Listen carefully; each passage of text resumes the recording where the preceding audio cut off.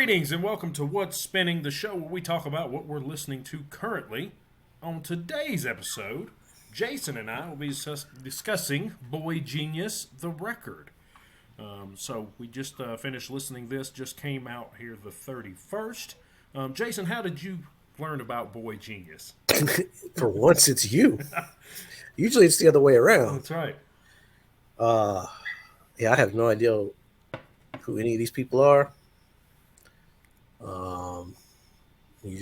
You said, "Oh, we should do Boygenius," and I said, "Who is that?" And you said, "You won't like them." I said, "Okay. I mean, I got some time. I'll listen to it." So that's how I heard of Boygenius. How did you hear of Boygenius? So I've kind of got a lengthy history with the three artists here. So I first heard of Julian Baker. That's kind of my first introduction in because she covered "Accident Prone" by Jawbreaker, and I loved it.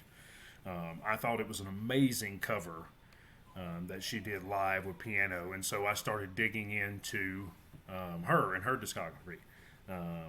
So that's kind of my beginning of the stage, and then obviously Phoebe Bridgers blew up, and with her album Punisher, which is amazing. I got to see her at Red Rocks here in Morrison, and I swear they oversold that show. I mean, there were people standing in the aisles, and they put on just an amazing performance. I love that album. I think it's probably the best album of whatever year it came out. I can't remember at the moment. But amazing album, amazing performance. And then my wife got me into Lucy Dacus. So she was listening to just different songs that I was like, who in the hell is this? She goes, it's Lucy Dacus. And I was like, oh. So I started listening to her albums. And I was like, oh, this is badass. And my wife was like, have you heard their EP? And I was like, who's EP? She goes, Boygenius. It's Julian Baker, Phoebe Bridgers, Lucy Dacus. I was like, no, but I must listen to it now. So I listened to EP, and that's kind of how I found out. And then earlier this year, I think I mentioned to Jason, I was like, oh, I can't wait because they're actually putting out a full album. We've got to do something with it. And I blew him off because, okay, Joe, yeah, sure, we'll do that. We'll squeeze that in between Led Zeppelin and Lagwagon, I guess. I don't know. And so here we are. So yeah, we've got that's kind of my lengthy story of how I found this band. So I was super excited for this, and made Jason listen to it basically. Pretty much, yep. So kind of starting, we normally do this in a more free flowing way. If you haven't seen any of our What's Spinning, we don't really have a script of how we go through it. But I want to just kind of start off talking about, I knew this was coming, but it kind of hit me as a surprise. I didn't listen to it on the March 31st. Actually, I just listened to it for the first time yesterday because it just came out of left field. I've been busy, and I was like, holy shit, I found it on Apple Music. I love the album cover, especially on Apple Music. Ed's not here to back me up, but they have shared tattoos on their wrist, and they kind of get outlined in gold on the Apple Music homepage. So that's really cool. I mean, that is I don't. If you don't watch our show, we rank album art for discography. So I don't have my beret, but that is a good album art. That is a good album cover. We've seen some bad album art, and this one's a good one. We've seen some bad album art. So the kind of jumping into the album, I guess. It starts out with an a cappella single or song by them. I didn't love this the first time I heard it. I think I'm going to enjoy it more as it goes on. I love the three of them's voices, but it just kind of threw me off a little bit with it being a cappella. Now let me tell you. All right, for somebody who has never heard any of these girls, no idea what you got me into. I play the first song through my TV speakers, and I'm like, son of a bitch, Joe, what the hell am I listening to? I was like, this is some mumbling, blah, blah, blah, BS. Did not like it. And it wasn't until later that same night I guess it was last night. I was like, I'm gonna try again. Put my headphones on, and I listened to the first track, and I was like, oh, wow, the harmonies of that song is really good. I think it's brave to open with a, to open an album with a acapella instrumental or non no music, but it did catch my ear. I was like, oh, okay, that's interesting. And really, and not knowing their background as kind of well as I do, Jason, the word supergroup gets thrown around with them a lot because they have, well, they're amazing artists, but they're really coming off of three of their biggest albums. Like I said, Phoebe Bridgers, they're kind of in their prime with her with Punisher, and Julian Baker with, what is hers called? Ordinary. Now I've got it written down here somewhere. I know when it got Little Oblivions. I'm sorry. And Lucy Dacus had Home Video. I mean, that's kind of three of their bigger albums. So for them to come together and do an acapella and join with this was, to me, that is an interesting choice. But I don't know if it's so far off of their indie kind of style. But it does lead right into $20 and $20. Emily, I'm sorry, and True Blue. Obviously, if you're watching this and you know anything about Boygenius, you've probably seen the film that has these three songs back to back to back. I love all three of these songs. I think they're awesome. I love how they do it in the video. I like how they kind of bleed into each other. So these are three of my favorite songs off of the whole album. Not because I saw the video first. I just think they fit very well. I actually didn't know they were back to back to back on the record, but we see that they are. I see. I didn't know anything about a film. I do know when $20 kicked in. That's when I was like, oh, okay, yeah, this isn't what I thought it was going to be after that first opening track. The guitar in $20 is really good. The start stop guitar. Mm-hmm. Absolutely. And Emily, I'm Sorry, and True Blue are like, when I took notes of the whole album, those were two of my top three songs. The lyrics are really good on True Blue. And I don't know if it's, I know they all have writing credits for each song, and I don't know who has more or less input on them. I haven't dug that deep into it, but it really seems that Lucy Dacus has some great lyrics throughout. Everybody does, but I mean, you calling out True Blue, I know We're in Love is one of the ones where I was like, man, the lyrics on this are fucking amazing. Yeah, see, I don't know who is who. I don't know their voices. It's not like Veruca Salt where I'm like, that's Nina, that's Louise. So, and that's where I had the problem with Veruca Salt. I was like, I don't know who's who. Like, I know Nina and Louise. I don't know these three.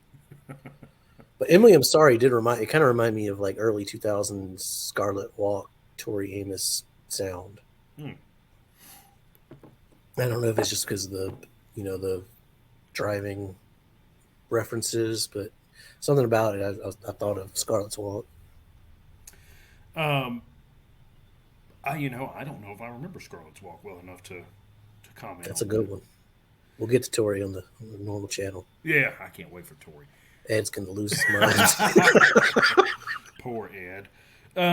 All right, so moving on to when they start singing with each other, and taking turns in songs. Cool about it. I love that the all three get a turn at singing about it. What I've read, it's about an ex. Meeting up with an ex. I just thought that was a cool way for them to all three kind of have a verse in it. So I really like that. Not Strong Enough to Be Your Man. Once again, all three of them kind of get to sing on there. So that's a good one also. It had a Cure reference. Yep. I was going to bring up the whole Cure reference. At first, I was like, "Boys Don't Cry." That's that movie with Hilary Swank, and I was like, "No, we're obviously we're usually not missed the that. references off, Southern accents. My mind goes somewhere different every time to begin with. Yeah. I'm like, no, we got to reel it back in. What would they be singing "Boys Don't Cry" with? So that was a cool Cure reference. Moving back down, we get back into Phoebe Bridgers singing for Revolution Zero, a really good song. Leonard Cohen, I thought was a cool song. That was my favorite. I That love how was they give writing credits to Leonard Cohen in their thing. It popped up. I was like, oh, Leonard Cohen. And there's another name, and I was going to bring it up and look it up, but I did not. So someone mentioned that below in the comments, if you will. They have another name for writing credits, and I don't know if that came from what the original song was because I don't. They don't credit anyone else but Leonard Cohen and this other name throughout the songs, in my knowledge, to my knowledge anyway. So if you know who it is, leave us a comment below. Um, yeah, Leonard Cohen. It's very they paint a very vivid picture of like, on the ramp you said, if you love me, you will listen to this song. And I could tell that you were serious, so I didn't tell you you were driving the wrong way on the interstate till the song was done. I could see that happening. That's a very vivid songwriting. mm-hmm. um, yeah, I just thought that's just a good song. Once again, Lucy Dawkins on that, if my memory is correct there. Um, Wait, so Lucy did True Blue and Leonard Cohen? I believe she does True Blue, Leonard Cohen, and Love Song, Maybe I need to or check Weird them out Love. because There's a great. We'll have to discuss that another time. Actually, we're probably going to do. Hopefully, I've convinced Jason. We'll do some follow up videos of some of the other albums by each individual artist. I definitely would like him to do the EP if you're down with it. Since listening to this, the EP before this. mm-hmm. As we'll talk a little bit of that toward the end here. Um, I liked Satanist. It was so, more upbeat. The outro is really good. How it like completely slows. It changes tempo, slows down, becomes like almost dreamy.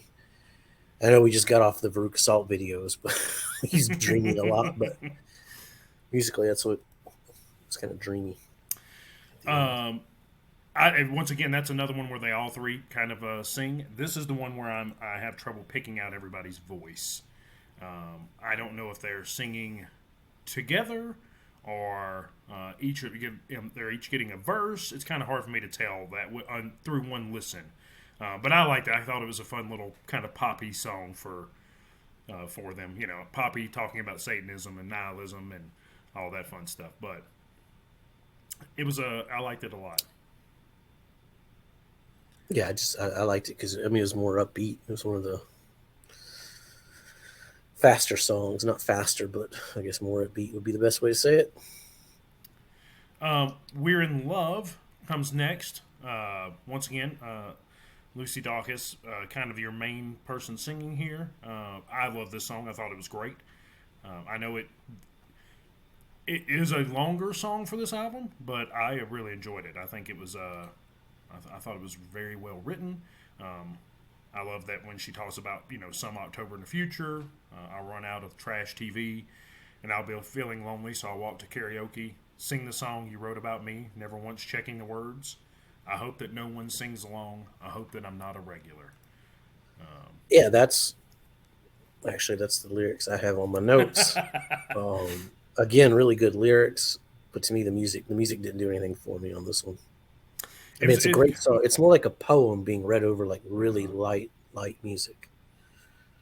Yeah, that's after we got through Satanist, especially that drop. You go, okay, we kind of poppy your song, and then it kind of drops into We're in Love. I was like, it did feel a little jarring, but literally had the lyrics like scrolling by, and I was like, I love this song. This is amazing.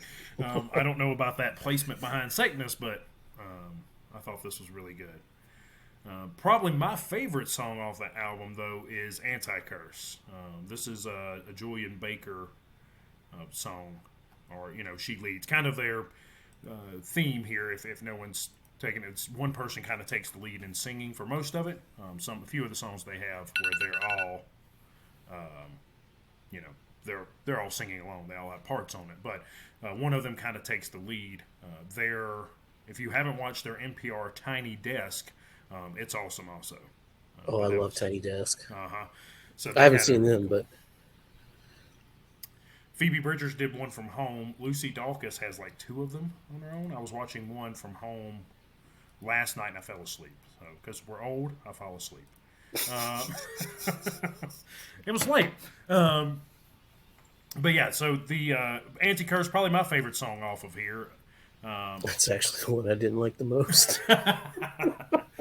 I love her talking about, you know, going out or getting deep and out of my depth at a public beach. And then she talks about shoot. I've never listened. I had to see for myself. It's coming in waves, shoots through my mind like a pinball strayed. Friendly fire, point blank. I love a pinball reference. Shout out to Tommy. But yeah, I really, really like this one. I thought that the way her voice sounded was great. I love the way that she reads the lines. The only thing I did not enjoy is at the outro for it, she says an incantation like an anti-curse, which is great. That's where it should have ended. And then pops in more, or even a blessing, but it just doesn't, like, to me, it doesn't fit for a last line. I was like, this is kind of an afterthought line. I was like, we ended the song, I thought.